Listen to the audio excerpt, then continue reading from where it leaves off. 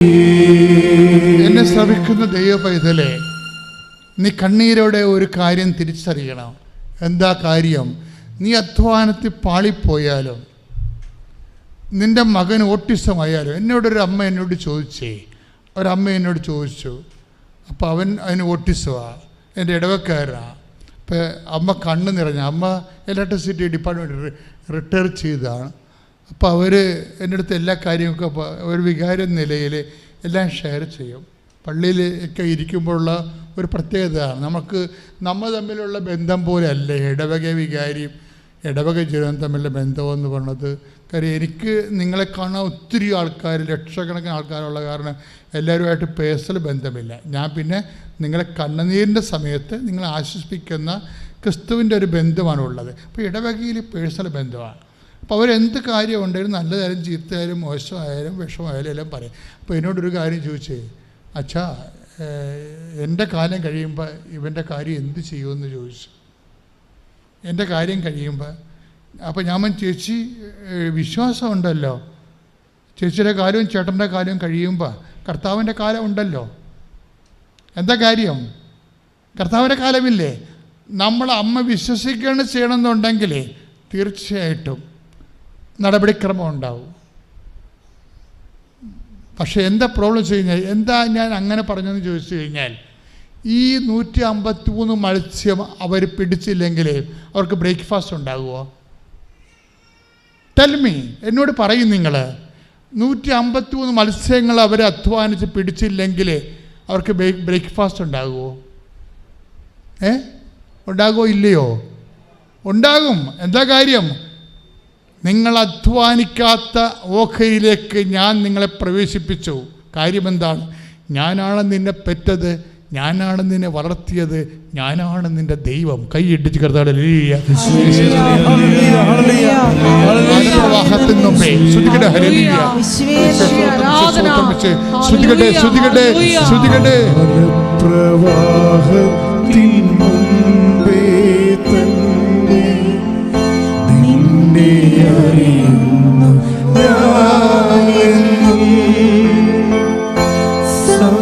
സംഭ്രമിക്കേണ്ട മകനേ,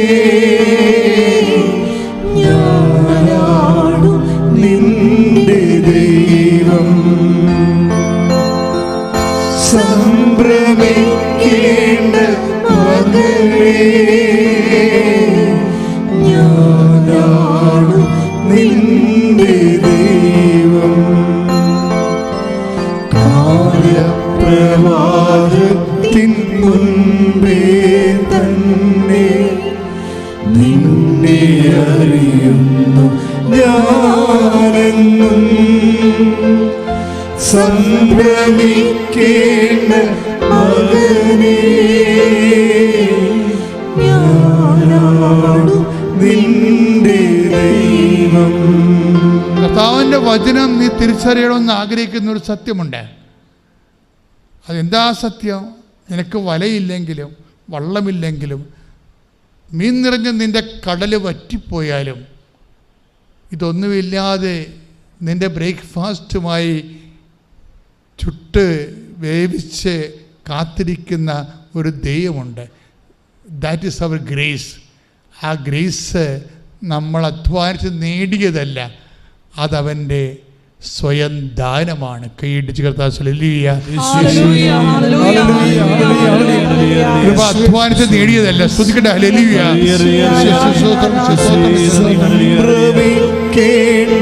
മകനേ,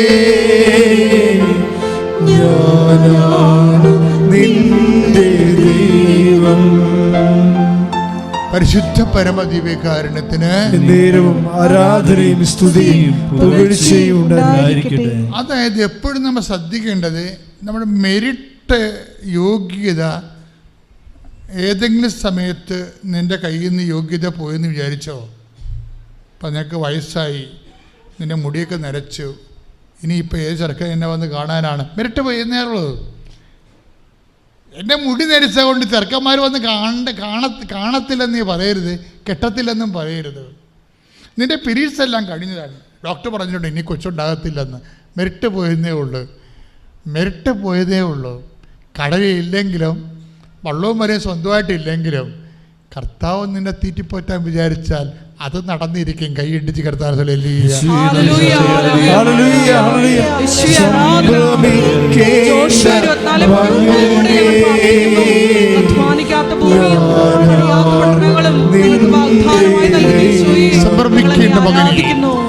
സംഭ്രമിക്കേണ്ട മകനേ, ഞാനാണു നിന്റെ ദൈവം. യോശുവ 24:13 നിങ്ങൾ അധ്വാനിക്കാത്ത ഭൂമിയും നിങ്ങൾ പണിയാത്ത പട്ടണങ്ങളും നിങ്ങൾക്ക് ഞാൻ തന്നു. നിങ്ങൾ ഇന്നിവിടെ വസിക്കുന്നു. സത്യം. അതായത് നിങ്ങൾ അധ്വാനിക്കാത്ത പട്ടണം നിങ്ങൾക്ക് തന്നെന്ന് പറഞ്ഞതിൻ്റെ അർത്ഥം എന്താണെന്നറിയോ? അല്ല, നിങ്ങളിങ്ങനെ കൈയും പെട്ടിരിക്കുന്നു, കർത്താവ് നൂലെക്കെട്ടി വീടും സ്ഥലവും ഇറക്കുമെന്നല്ല. You will be engaged. നിങ്ങൾക്ക് അതിന്റെ കൃപ തന്നിരിക്കുമെന്ന് കൈയടിച്ച് കർത്താവിനെ സ്തുതിക്കട്ടെ.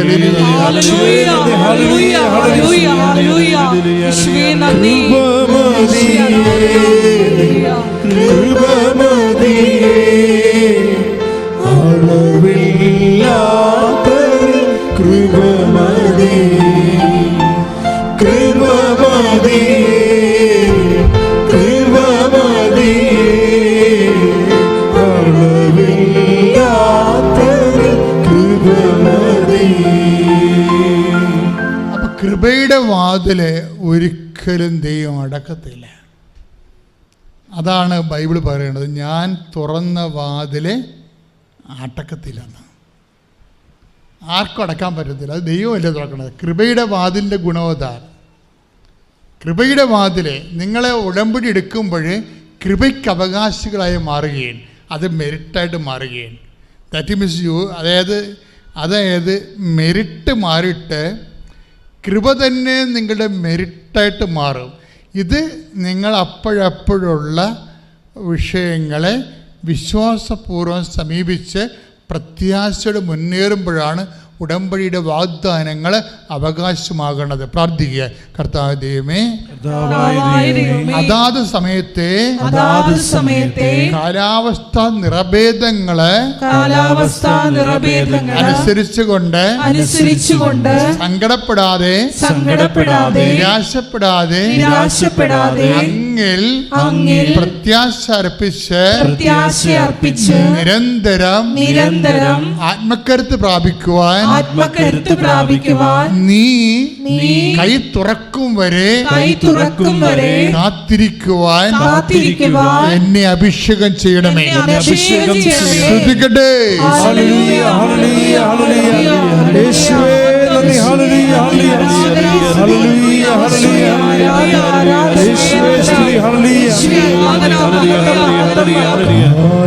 പ്രവാഹത്തിൻ മുൻപേ തന്നെ നിന്നെ അറിയുന്നു ഞാനെന്നും. സംഭ്രമിക്കേണ്ട മകനേ, ഞാനാണു നിന്റെ ദൈവം. സംഭ്രമിക്കേണ്ട മകളേ, ഞാനാണു നിന്റെ ദൈവം. എഴുന്നേൽക്കുക. കൃപയായി കർത്താവ് നിന്നെ തീറ്റിപ്പോറ്റുമ്പോഴും അധ്വാനിക്കാതെ ഇരിക്കരുത് എന്നുള്ള സന്ദേശമാണ് അവരെ കൊണ്ട് കടല് വലയിറക്കി 853 മത്സ്യങ്ങളെ കർത്താവ് പിടിപ്പിക്കുന്നത്. മെരിറ്റും യോഗ്യതയും അത് അധ്വാനത്തിൻ്റെ യോഗ്യത. കർത്താവ് കരുതി കാത്തു വെച്ചത് അവിടുത്തെ കൃപ. രണ്ടും നിനക്ക് അവകാശമാക്കുകയാണ് ഉടമ്പടിയിലെ. നമ്മളിപ്പോൾ രോഗസൗഖ്യ പ്രാർത്ഥനയെല്ലാം അതിമനോഹരമായി ഈശോ ആദ്യമേ നിർവഹിച്ച കാരണം നമ്മൾ സമാപന ആശീർവാദത്തിലേക്ക് പോവുകയാണ്. നമ്മുടെ എല്ലാ ഉടമ്പടി നിയോഗങ്ങള്, ഉടമ്പടിയിൽ സമർപ്പിച്ചിരിക്കുന്ന വിഷയങ്ങള്, ഇപ്പോൾ നമ്മുടെ മനസ്സിൽ വിഷമിപ്പിക്കുന്ന ഭാരങ്ങള് എല്ലാം ദിവ്യകാരുണ്യനാഥൻ്റെ അൾത്താരയിൽ ഇറക്കി വെച്ചുകൊണ്ട് നമുക്ക് ശിരസ് നമിച്ച് ഞങ്ങളുടെ എല്ലാ ജീവിത വിഷയങ്ങളിലും പരിശുദ്ധ അമ്മ അതിവേഗം ഇടപെട്ടുകൊണ്ട് ഈശോയെ, അമ്മയുടെ പ്രതിഷീകരണത്തിൻ്റെ സാക്ഷികളായി ഞങ്ങളെ ഉയർത്തണമേ എന്ന് പ്രാർത്ഥിച്ചുകൊണ്ട് ശിരസ് നമിച്ച് നമുക്ക് ദിവ്യകാരുണ്യനാഥൻ്റെ ആശീർവാദം സ്വീകരിക്കാം.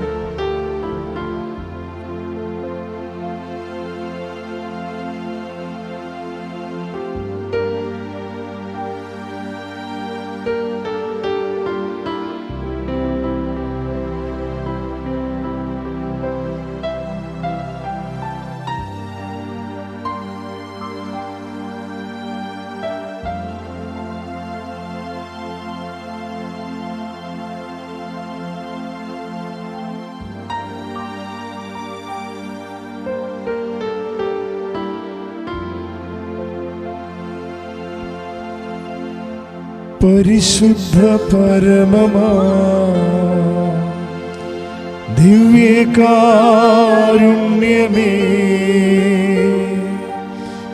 എന്നുമെന്നും അങ്ങേക്കാരാധന.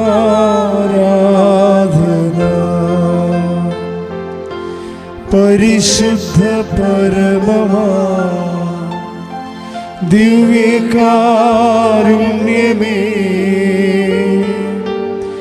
എന്നുമെന്നും അങ്ങേക്കാരാധന.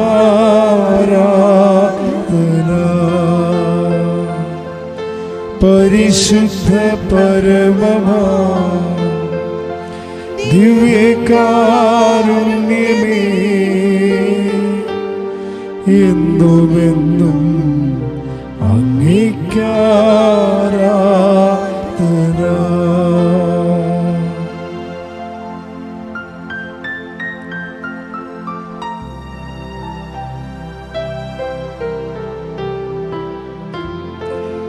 ആവേ ആവേ ആവേ മരിയ, ആവേ ആവേ ആവേ മരിയ.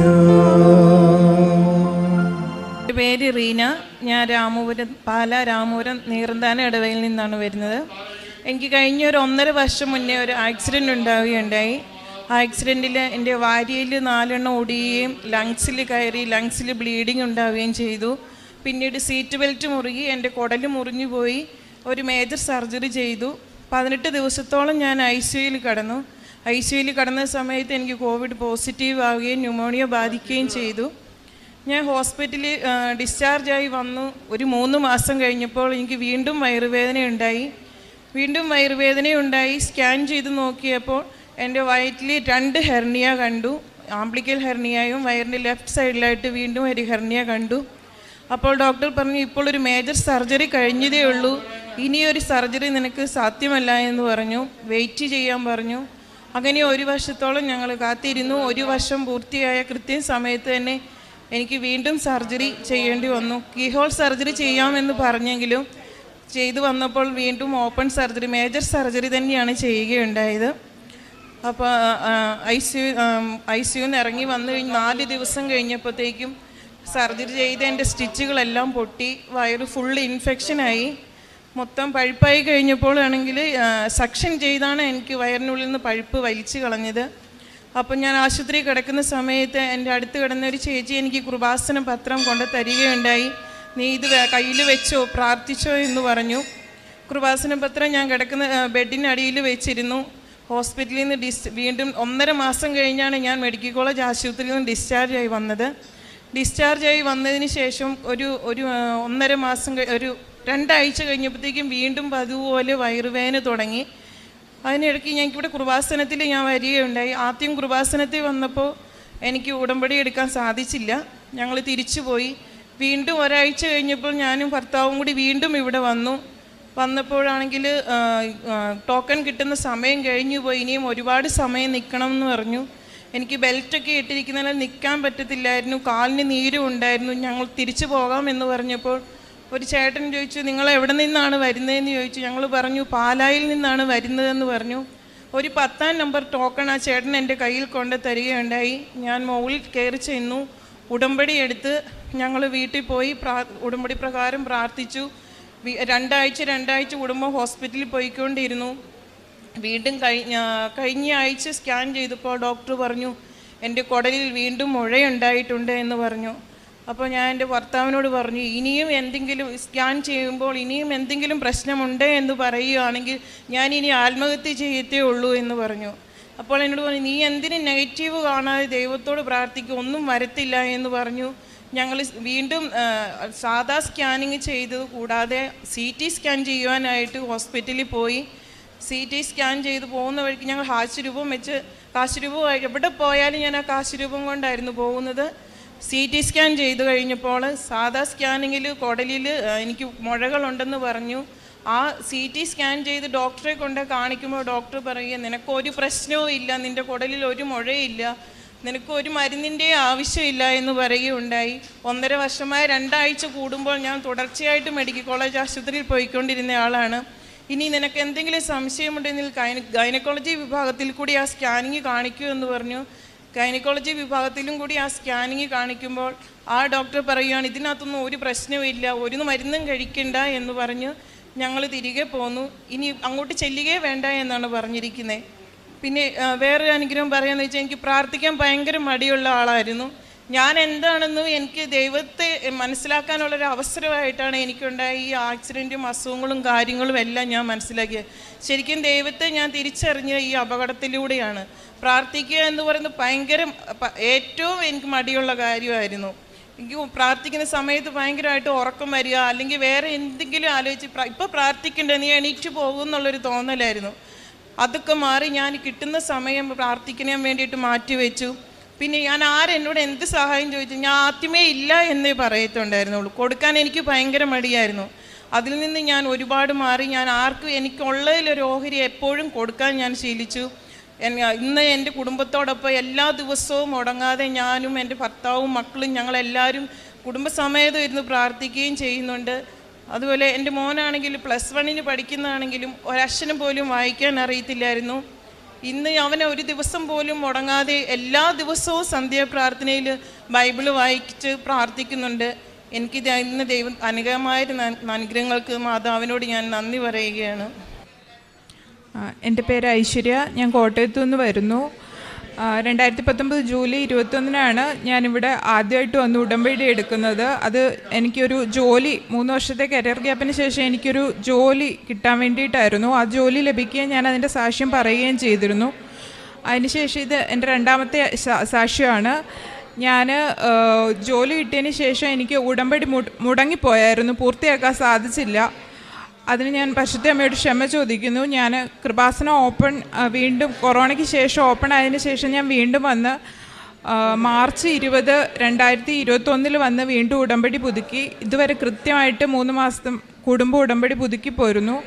അതിലൂടെ എനിക്ക് ലഭിച്ച സാക്ഷ്യങ്ങളാണ് ഞാൻ ഇവിടെ രേഖപ്പെടുത്തുന്നത്. ഒന്നാമത്തേത് പറയാനുള്ളത്, ഞങ്ങൾക്ക് മുടങ്ങിക്കിടന്ന ഒരു 5 വർഷമായിട്ട് ഒരു സ്ഥലം വിൽപ്പന നടക്കാതെ മുടങ്ങിക്കിടക്കുമായിരുന്നു. അതിൽ ഒരുപാട് പ്രശ്നങ്ങളുണ്ടായിരുന്നു. എൻ്റെ അച്ഛൻ്റെയും 6 സഹോദരങ്ങൾ, അവരുടെ അമ്മ, അങ്ങനെ ഒരുപാട് അവകാശികളുള്ള ഒരു സ്ഥലമായിരുന്നു. അതിൽ ഇത്ര അവകാശികളുള്ളതുകൊണ്ട് തന്നെ ഞങ്ങൾക്കത് വിറ്റ് പോകാൻ ഭയങ്കര ബുദ്ധിമുട്ടായിരുന്നു. ഒരുപാട് തടസ്സങ്ങൾ അനുഭവിച്ചു. ഒരുപാട് പേര് കച്ചവടം മുടക്കാൻ ശ്രമിച്ചു. ചെറിയ വിലയ്ക്ക് ഭൂമി വാങ്ങാൻ വേണ്ടിയിട്ട് വില്ലേജ് ഓഫീസിൽ നിന്ന് രേഖകൾക്ക് ബുദ്ധിമുട്ടുണ്ടായി. മാത്രമല്ല, എൻ്റെ അച്ഛനും മൂത്ത സഹോദരനും കൂടി ആ സ്ഥലത്ത് സേവിങ്സ് ഒക്കെ ഇൻവെസ്റ്റ് ചെയ്തിട്ട് ഒരു ബിൽഡിങ്ങും കൂടി പണിതായിരുന്നു. അപ്പോഴത്തേക്കിനും ഞങ്ങൾക്ക് ഇത് കച്ചവടമായി പോകാതായപ്പോഴത്തേനും സാമ്പത്തിക ബുദ്ധിമുട്ടുകൾ ഒരുപാട് വരാൻ തുടങ്ങി. ഞാൻ ഈ വിഷയം ഉടമ്പടി സമർപ്പിച്ച് പ്രാർത്ഥിച്ചു. ഇവിടുന്ന് കിട്ടിയ ഉടമ്പടി ഉപ്പും കാശുരൂപവും ആ ഭൂമിയിൽ നിക്ഷേപിച്ച് പ്രാർത്ഥിച്ചു. അവിടുന്ന് ഒരുപാട് തകിട് വേലസുഖ ആരൊക്കെയോ എന്തൊക്കെയോ മന്ത്രവാദം ചെയ്തതാന്നൊക്കെ പറഞ്ഞ് കിട്ടി, ചെറിയ വിലയ്ക്ക് ഭൂമി വാങ്ങാൻ വേണ്ടിയിട്ട്. ഇവിടുന്ന് കിട്ടിയ ഉപ്പ് വിതറി പ്രാർത്ഥിച്ചു, കാശുരൂപം മണ്ണിൽ നിക്ഷേപിച്ച് പ്രാർത്ഥിച്ചു. അതിനുശേഷം ഇവിടെ വന്ന് ഉടമ്പടി പുതുക്കി 2ാമത്തെ തവണ ഉടമ്പടി പുതുക്കി ഞാൻ വീട്ടിൽ ചെല്ലുമ്പോഴത്തേക്കിനും സ്ഥലം കച്ചവടമായി, അഡ്വാൻസ് കിട്ടിയെന്നുള്ളതാണ് ഞാൻ അറിയുന്നത്. എൻ്റെ 2ാമത്തെ സാക്ഷ്യം, ഞാനൊരു മെച്ചപ്പെട്ട ജോലിക്ക് വേണ്ടി ഉടമ്പടിയിൽ വെച്ചിരുന്നു. അത് എനിക്ക് മെച്ചപ്പെട്ട ജോലി ലഭിക്കണം എന്നേ ഞാൻ ഉടമ്പടിയിൽ എഴുതിയുള്ളൂ. ഞാൻ IT-യിലാണ് വർക്ക് ചെയ്യുന്നത്. നല്ല വർക്ക് പ്രഷറുള്ള വർക്ക് പ്രഷറുള്ള വർക്ക് തന്നെയാണ് എടുത്തുകൊണ്ടിരിക്കുന്നത്. പക്ഷേ ഞാൻ വിചാരിച്ചു എനിക്ക് എക്സ്പീരിയൻസ് ഒക്കെ ഉള്ളതുകൊണ്ട് എനിക്കിനി എല്ലാം ഹാൻഡിൽ ചെയ്യാൻ പറ്റുമായിരിക്കും എന്ന് വിചാരിച്ചു. ഞാൻ എന്നെ ദൈവം ഓർമ്മിപ്പിച്ചതാണ് ഞാൻ ഉടമ്പടി പുതുക്കിയ സമയത്തും. പക്ഷെ ഞാനത് എഴുതിയില്ല. പക്ഷേ എനിക്ക് ഇവിടെ ഉടമ്പടി പുതുക്കി 3 മാസം കഴിഞ്ഞ് വീണ്ടും ഞാൻ ഉടമ്പടി പുതുക്കിയപ്പോൾ എനിക്ക് ജോലിക്ക് പ്രിപ്പയർ ചെയ്ത് ജോലി കിട്ടാൻ തുടങ്ങി ഓരോ ഓഫറുകൾ. ഞാൻ ആദ്യത്തെ ഓഫർ തന്നെ സ്വീകരിച്ചു. അവിടെ കയറിയപ്പോൾ വർക്ക് പ്രഷർ കാരണം എനിക്ക് കണ്ടിന്യൂ ചെയ്ത് പോകാൻ പറ്റുന്നില്ലായിരുന്നു. ഞാൻ പരിശുദ്ധ അമ്മയോട് ഒരാഴ്ച കരഞ്ഞ് ഞാൻ പ്രാർത്ഥിച്ചു, എനിക്ക് നല്ലൊരു വർക്ക് അറ്റ്മോസ്ഫിയർ തരണം, വേറൊരു ജോലി തരണം, എനിക്കിവിടെ പറ്റുന്നില്ല, ഞാനിത് സാക്ഷ്യപ്പെടുത്തിയേക്കാമെന്ന് പ്രാർത്ഥിച്ചു. അതിൻ്റെ ഫലമായിട്ട് ഒരു എംപ്ലോയർ എന്നെ ഇങ്ങോട്ട് വിളിക്കുകയും സിമ്പിളായിട്ടൊരു ഇൻ്റർവ്യൂ കണ്ടക്ട് ചെയ്ത് നല്ലൊരു ജോലി അതിന് ശേഷം എനിക്ക് ലഭിച്ചു. മനസ്സമാധാനമായിട്ട് ചെയ്യാൻ പറ്റുന്ന നല്ല ശമ്പളമുള്ള ഒരു ജോലി എനിക്ക് ലഭിച്ചു. മൂന്നാമത് എനിക്ക് സാക്ഷ്യപ്പെടുത്താനുള്ളത്, ഞാൻ ജോലിക്കൊപ്പം തന്നെ ഡിസ്റ്റൻസ് MBA ചെയ്യുന്നുണ്ടായിരുന്നു. അത് പരീക്ഷ വിജയിക്കണമെന്ന് ഞാൻ ഉടമ്പടി സമർപ്പിച്ചിട്ടുണ്ടായിരുന്നു. ഞാൻ ജോലിക്കിടയിൽ തിരക്കുള്ള ജോലിക്കിടയിൽ ഇത് പരീക്ഷയോ അസൈൻമെൻറ്റോ ഒന്നും എനിക്ക് ശ്രദ്ധിക്കാൻ സമയം ഉണ്ടായിരുന്നില്ല. പക്ഷേ എല്ലാ സമയത്തും എൻ്റെ അടുത്ത് ഇങ്ങോട്ട് അസൈൻമെൻറ്റിൻ്റെ നോട്ട്സ് അയച്ചു തരാനും പരീക്ഷ കൃത്യമായിട്ട് ഫോളോ അപ്പ് ചെയ്യാനും എല്ലാം ആരൊക്കെയോ കറക്റ്റ് സമയത്ത് തന്നെ ഇങ്ങോട്ട് വിളിച്ച് സഹായിക്കുന്നുണ്ടായിരുന്നു. അത് പരിശുദ്ധ അമ്മയുടെ ഒരു ഇടപെടലാണെന്ന് ഞാൻ ഉറച്ചു വിശ്വസിക്കുന്നു. ഞാനത് 2 വർഷവും പൂർത്തിയാക്കി വിജയിച്ചു. അതിൽ 4ാമത്തെ സാക്ഷ്യം പറയാനുള്ളത്, എൻ്റെ മുഖത്തൊരു ക്രീം അപ്ലൈ ചെയ്തതിൻ്റെ ഫലമായിട്ട് പൊള്ളി വന്നിട്ട് ഒരുപാട് പഴുപ്പുള്ള കുരുക്കളൊക്കെ വരാൻ തുടങ്ങി. അതിന് ഞാനൊരു 1.5 വർഷം മരുന്ന് ഉപയോഗിച്ചു, ഒരു കുറവും ഉണ്ടായില്ല. അവസാനം ഞാനത് ഉടമ്പടിയിൽ തന്നെ വെച്ച് പ്രാർത്ഥിച്ചു. അതിന് ശേഷം പിടിച്ച് കെട്ടിയ പോലെ എന്ന് പറഞ്ഞ പോലെ ആ അസുഖം നിന്നു. പിന്നെ അതിന് ശേഷം ആ ഒരു അസുഖത്തിന് വേണ്ടി മരുന്ന് കഴിക്കേണ്ടി വന്നിട്ടും ഇല്ല, അത് പൂർണ്ണമായിട്ട് മാറുകയും ചെയ്തു. പിന്നെ എനിക്ക് പറയാനുള്ള വേറൊരു സാക്ഷ്യം, പരിശുദ്ധ അമ്മയുടെ ഒരു സാമീപ്യം എനിക്ക് 2 തവണ അനുഭവിക്കാൻ പറ്റി. ഒന്ന്, ഞാൻ ആദ്യമായിട്ട് ഉടമ്പടി എടുത്ത് വീട്ടിലിരുന്ന് പ്രാർത്ഥിക്കുന്ന സമയത്ത് എൻ്റെ മുറിയിൽ സുഗന്ധാഭിഷേകം ഉണ്ടാവുകയും ഞാൻ എന്താണെന്ന് മനസ്സിലാവാതെ ഇങ്ങനെ ചുറ്റും നോക്കിയപ്പോഴത്തേനും ഒരു വെളുത്ത പുക ഉയർന്നുയർന്ന് മുകളിലേക്ക് പോകുന്നത് ഞാൻ കണ്ടു. 2ാമത്തെ തവണ ഉണ്ടായത്, ഞാൻ എൻ്റെ ഭാഗത്തുനിന്ന് തെറ്റ് സംഭവിക്കാത്തൊരു കാര്യത്തിന് വീട്ടിൽ നിന്ന് തന്നെ പഴി കേൾക്കേണ്ടി വന്ന് ഒരു ദിവസം രാത്രി ഉറങ്ങാൻ പറ്റിയില്ല. കരഞ്ഞുകൊണ്ട് മാതാവിനോട് പ്രാർത്ഥിച്ചുകൊണ്ടിരുന്നു ഒരു ദിവസം രാത്രി മൊത്തം. വെളുപ്പിനെ ആയപ്പോഴത്തേനും ഞാൻ മയങ്ങിപ്പോയി. അപ്പോൾ എൻ്റെ കയ്യിലൊരു വേറൊരു കൈ എന്തോന്ന് മുറുക്ക പിടിച്ചിരിക്കുന്ന പോലെ ഫീൽ ചെയ്ത് ഞാൻ ഞെട്ടി എഴുന്നേറ്റു. അപ്പം രാത്രി മൊത്തം ഇരുട്ടാണ്. പക്ഷെ ഞാൻ ചാരനിറത്തിൽ നീളമുള്ള വിരലുകളുള്ള ഒരു കൈ എൻ്റെ ഇടത് കയ്യിൽ ഇങ്ങനെ മുറുക്ക പിടിച്ചിരിക്കുന്നതാണ് ഞാൻ കണ്ടത്. കുറച്ച് സമയത്തേക്കും ഉണ്ടായിരുന്നുള്ളൂ. കൃപാസനാമ്മയുടെ രൂപത്തിൽ കാണുന്ന അതേ കൈവിരലുകളാണ് ഞാൻ കണ്ടത്. ദൈവം എന്നെ സ്പർശിക്കാനുള്ള യാതൊരു യോഗ്യതയുള്ള ആളല്ല ഞാൻ. ഉടമ്പടിയുടെ യോഗ്യതയാൽ ഇത്രയേറെ അനുഭവങ്ങൾ എനിക്ക് തന്ന പരിശുദ്ധ അമ്മയ്ക്കും ഈശോയ്ക്കും 1000 നന്ദി അർപ്പിക്കുന്നു. യേശുവെ നന്ദി, യേശുവെ സ്തുതി, യേശുവെ ആരാധന. എൻ്റെ പേര് ബിസ്മി, ഞാൻ ചെത്തിന്ന് വരുന്നു. ഞാൻ എൻ്റെ ഹസ്ബൻഡിന് വേണ്ടിയാണ് സാക്ഷ്യം പറയാൻ വേണ്ടി പോകുന്നത്. ഞാൻ 2019 ഉടമ്പടി എടുത്തതായിരുന്നു. പക്ഷേ 5-6 മാസം കഴിഞ്ഞപ്പോൾ അത് ഞാൻ ഉടമ്പടിയൊന്നും ചൊല്ലുന്നില്ല, കറക്റ്റായിട്ടൊന്നും പോകുന്നില്ല, ഞാൻ നിർത്തിക്കളഞ്ഞു. അതിനുശേഷം പിന്നെ കൊച്ചിന് വിട്ടുമാറാത്ത പനിയായി. എന്നുവെച്ചാൽ ഈ 2022 തുടർച്ചയായിട്ട് ഒരാഴ്ച തികച്ച് നിൽക്കാൻ പറ്റത്തില്ല, 2 ദിവസം കൂടുമ്പോൾ പനിയായി. പനി മാറാതെ വന്ന് എൻ്റെ വീട് കാട്ടൂരാണ്. അപ്പോൾ എൻ്റെ അപ്പ പറഞ്ഞു, നിങ്ങൾ പോയി ഉടമ്പടി എടുക്കുമെന്ന് പറഞ്ഞു. അങ്ങനെയാണ് ഞാൻ ഉടമ്പടിയുടെ കാര്യം ഒന്ന് ഓർത്തത്. അങ്ങനെ ഉടമ്പടി വന്ന് ഞാൻ പുതുക്കിയതിന് ആദ്യത്തെ ഉടമ്പടിയായിട്ട് നിയമം വെച്ചത് ഹസ്ബൻഡിൻ്റെ വിസയുടെ കാര്യമായിരുന്നു. ഒരു 6 പ്രാവശ്യം ആ വിസ ഒക്കെ അപ്ലൈ ചെയ്തിട്ടും കുവൈറ്റിലാണ് പോകുന്നത്. അങ്ങനെ കുവൈറ്റിൽ നിന്ന് അപ്ലൈ ചെയ്തിട്ടും അത് ക്യാൻസലായെന്നും പറഞ്ഞിട്ട് വരുമായിരുന്നു. ഉടമ്പടിയിൽ നിയോഗം വെച്ച് പ്രാർത്ഥിച്ചതിൻ്റെ ഫലമായിട്ട് എന്ന് വെച്ചാൽ ഞാൻ ഒക്ടോബർ 3-ാം തീയതി ഉടമ്പടി പുതുക്കിയതായിരുന്നു. ഒക്ടോബർ 15-ാം തീയതി വിസ വന്നു എന്നും പറഞ്ഞിട്ട് വിളിച്ചു. അങ്ങനെ ഞങ്ങൾക്ക് ശനിയും ബുധനും വന്നു വെച്ചാൽ മാതാവിൻ്റെ ദിവസങ്ങളിൽ മാത്രമാണ് കാര്യങ്ങളെല്ലാം നടന്നു പോകുന്നത്. അങ്ങനെ വിസ വന്നു. പിന്നെ ഞങ്ങൾ മെഡിക്കലെടുത്തപ്പോൾ ഞാൻ മെഡിക്കലിന് പോയ സമയത്ത് തന്നെ ഞാൻ ഉപ്പും തൈലവും ഇതെല്ലാം പുരട്ടി കാശ് രൂപം കൈ പിടിച്ചിട്ടാണ് ഹസ്ബൻഡ് കൊടുത്തു വിട്ടത്. അങ്ങനെ ആൾ പോയി, ഒരു കുഴപ്പവും ഇല്ലാതെ മെഡിക്കൽ എടുത്തു. അന്ന് തന്നെ ഞങ്ങൾ സ്റ്റാമ്പിങ്ങിന് കൊടുത്തു. ഈ കഴിഞ്ഞ ശനിയാഴ്ച സ്റ്റാമ്പിങ്ങിന് കഴിഞ്ഞെല്ലാം വന്നു. ഈ ഡിസംബർ 3-ാം തീയതി ആളാ പോകുവാണ് കുവൈറ്റിലോട്ട്. അപ്പോൾ അത് ആദ്യത്തെ സാക്ഷ്യം. രണ്ടാമത്തെ സാക്ഷ്യം എന്ന് പറയുമ്പോൾ കൊച്ചിൻ്റെ പനിയായിരുന്നു, അതാണ് ഞാൻ വെച്ചത്. പനി മാറി. ഈ കഴിഞ്ഞ ദിവസമാണ് ഇച്ചിരി കൗണ്ട് കൂടുതലാണെന്നും പറഞ്ഞിട്ട് വന്നു.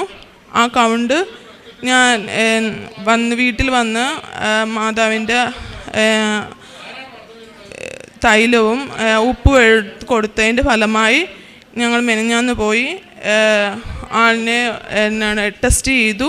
ഒരു കുഴപ്പവുമില്ല, ആളുടെ കൗണ്ട് കുറഞ്ഞു എന്നും പറഞ്ഞു ഡോക്ടർ പറഞ്ഞു വിട്ട്.